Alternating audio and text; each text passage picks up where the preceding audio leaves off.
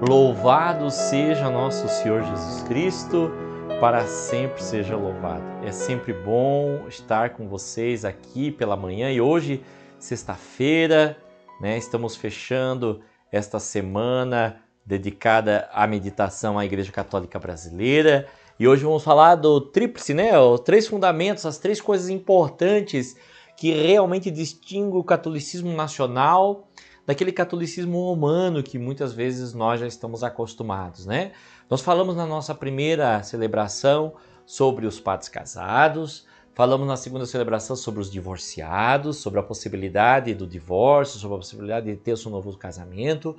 E nessa celebração de hoje, nesta oração da manhã, eu quero falar sobre a confissão auricular, confissão de ouvido, a confissão direcionada ao padre. Eu quero conversar com você sobre este assunto. Mas antes eu quero pedir a Deus que essa sua manhã seja uma manhã feliz, que seja uma manhã cheia de bênção, de muita alegria e que este dia de hoje seja um dia repleto de realizações, Sexta-feira sempre é um dia meio complicado, gente?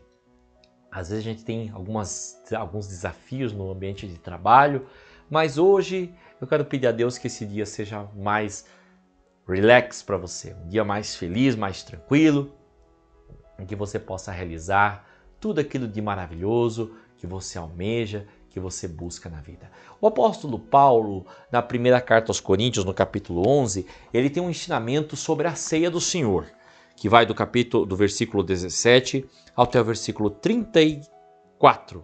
Mas eu não vou ler todos esses versículos para vocês, eu quero apenas pensar alguns versículos que eu considero importantes para o nosso ensinamento de hoje. No versículo 23, o apóstolo diz assim: com efeito, eu mesmo recebi do Senhor o que vos transmiti. Então, foi Jesus que disse para ele. Na noite em que foi entregue, o Senhor Jesus tomou o pão e depois de dar graças, partiu e disse: isto é meu corpo que é para vós. Fazei isto em memória de mim. Do mesmo modo, após a ceia, tomou também o cálice, dizendo: este é o cálice da nova aliança em meu sangue.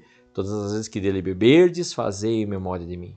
Todas as vezes, pois, que comeis esse pão e bebeis esse cálice, anunciais a morte do Senhor até que ele venha. Ou seja, nesse ponto, o apóstolo Paulo nos fala da Eucaristia, nos fala da missa. Eis porque todo aquele que comer do pão ou beber do cálice do Senhor indignamente será réu do corpo e do sangue do Senhor. Então, a necessidade de nós pensarmos a nossa conduta. Se estamos comendo e bebendo do cálice do Senhor de forma digna. Por conseguinte, que cada um examine-se a si mesmo antes de comer desse pão e beber deste cálice, pois aquele que come e bebe sem discernir o corpo e come e bebe a própria condenação. Eis porque há entre vós tantos débeis e enfermos e muitos morreram. Se nós examinássemos a nós mesmos, não seríamos julgados. Mas por seus julgamentos o Senhor nos corrige para que não sejamos condenados com o mundo. Então, vejam que esta palavra do apóstolo Paulo, ela é muito poderosa para fundamentar esse terceiro ponto da visão de Dom Carlos, da profecia de Dom Carlos Duarte Costa, do nosso São Carlos do Brasil. A confissão auricular não provém de Deus. Nós não temos necessidade nenhuma de confessar aos padres os nossos pecados. Em nenhum momento. Você não precisa dizer ao padre o seu pecado com detalhes, com riqueza de detalhes, de forma alguma. O apóstolo Paulo, é claro nesse assunto, nos diz assim: se nós quisermos comer o pão do Senhor, beber o seu cálice, ou seja, participar da missa com dignidade, examine-se o homem a si mesmo.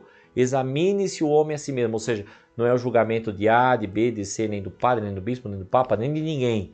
É o homem consigo mesmo que vai se examinar e que vai se aproximar de Jesus. Se ele sente essa necessidade em seu coração, ele deve buscar o Senhor. Ontem nós vimos sobre a validade do divórcio e que o divórcio não tem nada a ver com o sacramento da Eucaristia. Então, se você que é divorciado, que está me assistindo agora, que faz anos que não comunga, por favor, escute Dom Bertol, volte logo a comungar. Volte logo a buscar Jesus. Se arrependa do seu coração de tudo aquilo que você fez, principalmente desse afastamento em relação a Jesus. Porque o maior pecado é esse, é afastar-se dos caminhos do Senhor. O maior pecado é o ser humano deixar de ir à missa, deixar de buscar Jesus, deixar de buscar a palavra de Deus, se afastar por causa de preguiça, por causa de calúnia, por causa de maledicência, por causa de inveja dentro da igreja, por causa de uma série de coisas, ele vai se afastando do caminho de Deus. As pessoas na igreja, não são as pessoas na igreja, é você com Jesus, é você com o Senhor. Por isso, não é o padre que vai intervir no meio. Então você não tem necessidade nenhuma de falar para o padre se você bateu no cachorro, se você brigou com a vizinha, se você fez o que fez. Não, você é você e diante do Senhor nosso Deus. O apóstolo Paulo é muito claro, ele diz: cada um examine-se a si mesmo. Então nós não temos, como sacerdotes, o direito de negar a comunhão a ninguém. Nós não podemos falar isso. Fulano está em pecado, então ele não vai comungar. Não, cada pessoa é dona do seu nariz diante do Senhor. E o que o padre faz então? Se a igreja tem o sacramento da penitência, como é que funciona isso, Dom Bertol? A Igreja Católica Brasileira, vendo sob um olhar de profecia os novos tempos, dá a penitência de forma coletiva, de forma comunitária na Santa Missa. Quando o sacerdote diz indulgência, absolvição, perdão e remissão, vos concedo o Senhor Deus Onipotente. Ali está a penitência. Simples assim, Dom Bertol? Simples assim.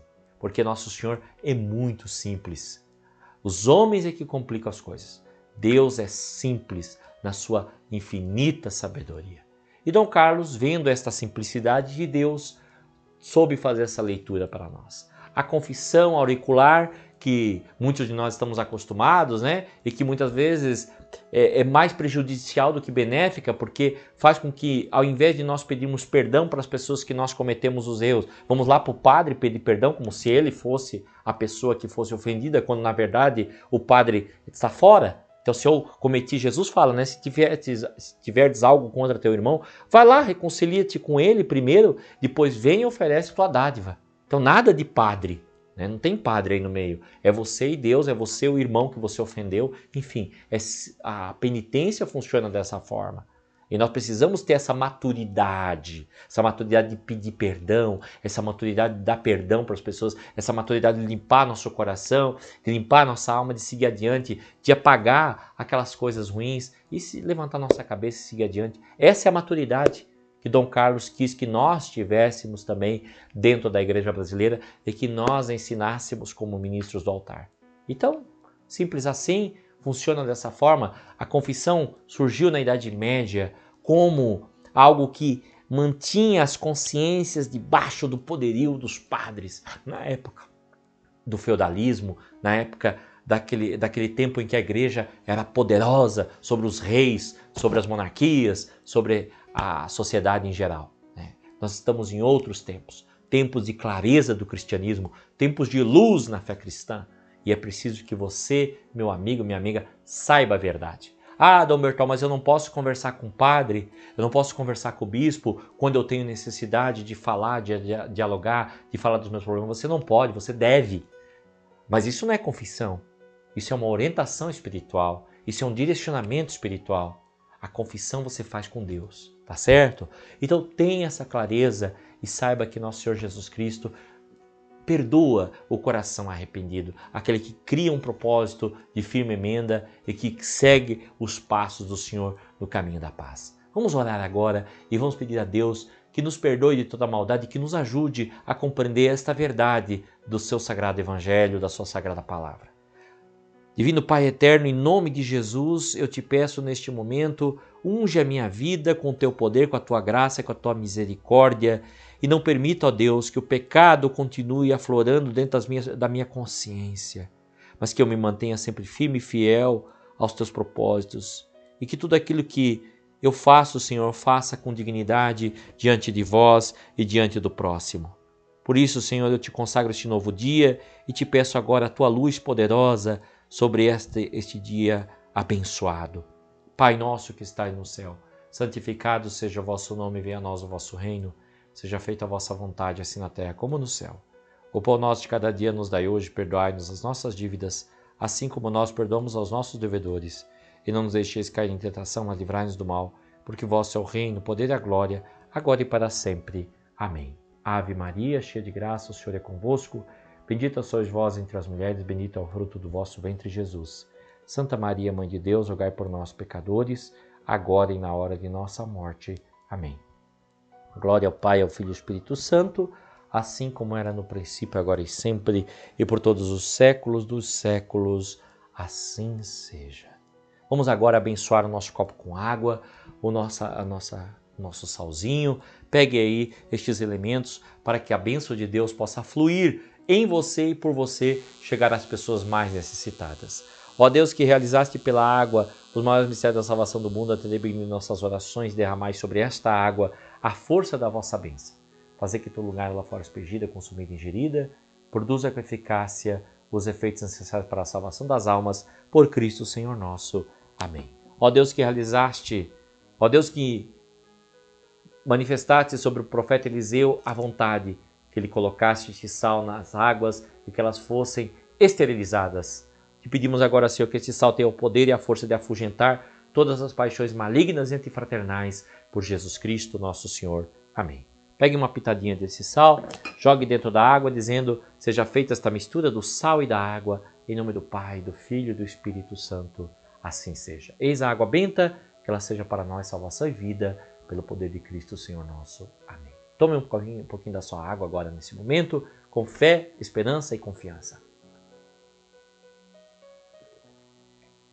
É assim que começa o nosso dia, meus amados. Com a presença de Deus em nós e por meio da oração, chegando aos corações humanos. Quero que você tenha um dia abençoado e também um fim de semana poderoso, um fim de semana repleto de luz. No domingo eu estarei aqui celebrando a Santa Missa às 9 horas da manhã com você, por você e pedindo a Deus luz e paz. Você que está em Goiânia, vem rezar comigo aqui no Santuário do Menino Jesus. Você que está em casa, que não está em Brasília, em vários lugares, no Rio de Janeiro, São Paulo, na Flórida, em toda parte que você estiver, participa comigo no domingo às 9 horas da manhã, ao vivo, recebendo essa graça de Deus. E agora, neste momento, eu quero pedir também a Deus uma bênção toda poderosa sobre você, para que você se mantenha sempre firme e fiel à sua obra. O Senhor vos abençoe e vos guarde. O Senhor se compadeça de vós, estenda seu olhar para vós e vos dê a paz. Eu esteja diante de ti para te conduzir, dentro de ti para te conservar ao teu lado, para caminhar contigo, atrás de ti para te proteger e guardar acima de ti para sempre te abençoar. Abençoe-vos o Deus onipotente, começo de paz, saúde e prosperidade, em nome do Pai, e do Filho, e do Espírito Santo. Amém. Louvado seja nosso Senhor Jesus Cristo, para sempre seja louvado. Muito obrigado, meu irmão, muito obrigado, minha irmã, pela sua participação neste momento tão especial. Que Deus ao Senhor te ilumine e te abençoe, que você tenha uma excelente sexta-feira e um bom fim de semana. Beijo, fica com Deus e até a próxima, se Deus quiser.